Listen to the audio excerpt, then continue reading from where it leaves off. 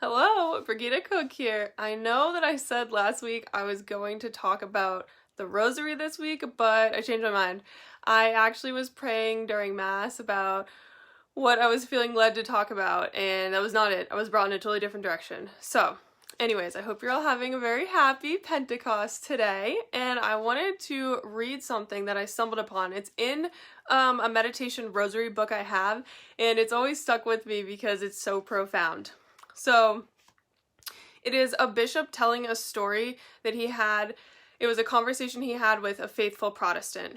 The Protestant asked, "Do you really and truly believe that the bread and wine become the actual body and blood of Jesus?" My bishop replied, "Absolutely I do. You don't?" "No, I don't," said the Protestant, "but I'll tell you one thing. If I did believe it, I would crawl over broken glass daily to receive him. Can we say that? Lord, give us a hunger for the most blessed sacrament."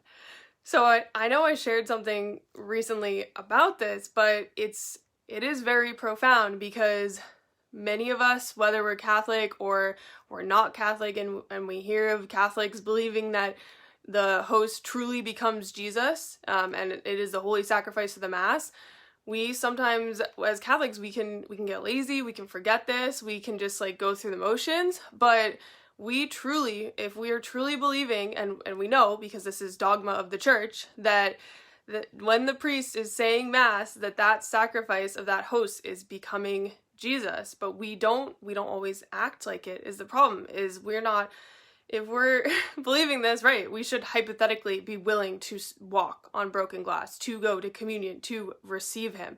And I know I've had friends say they've gone to certain churches and like older women who've had this strong faith so long have like literally knelt and crawled all the way to the altar, which is so beautiful. And like, how can many of us say that is how we are today? And yeah, I need to check myself too, that I'm always acting in this way. Like, are we dressing in our nicest, our most modest clothing because we are in the presence of Jesus when we come to Mass? Like, he is present in the host. Are we genuflecting like every time, like kneeling, bowing in front of him? Are we truly having this strong reverence and truly living out our Catholic faith, or are we just going through the motions so that others are like, well, what's the deal? If Mass rates are declining and people aren't going to Mass, it's like, is it Jesus? Like, how are we supposed to believe that as others that witness us, maybe Catholics that have followed away or other Protestants, right? If we're not acting in the proper way, even though the church does teach it, well, then our friends and family don't see that, and they don't understand. How can they get behind it, right? So I've just stumbled upon that, and I wanted to share it because I think it's truly an amazing way to explain like how we should be acting and behaving when we go to Mass. We should always be putting Mass first, right? We should, anything else, sports, anything, kids sports on Sundays, like all of that should be missed. Like Mass, Holy Mass on Sunday should always come first, right?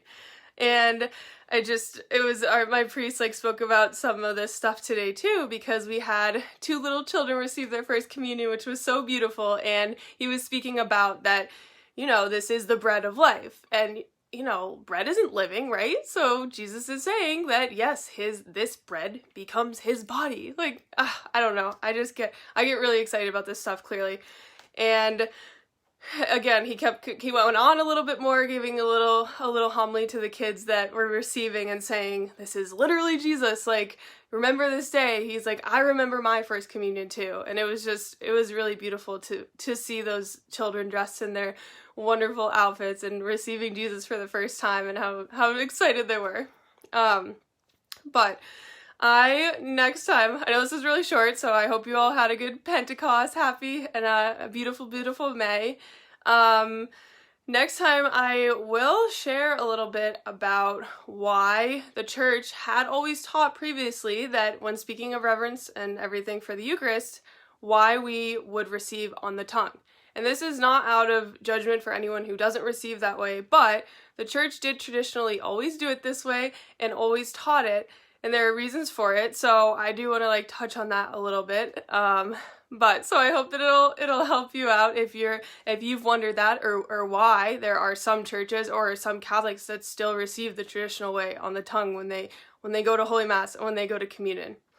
So Anyways, I hope, again, I've said this millions of times, that you had a wonderful, wonderful Pentecost, that you saw your friends and family, that you got to Holy Mass, as you should be going to, and I'll be praying for you. I'll see you next time. Thank you so much for joining, and again, I'm always here if you have comments or questions. I see some questions on here I'll get back to, but God bless you all.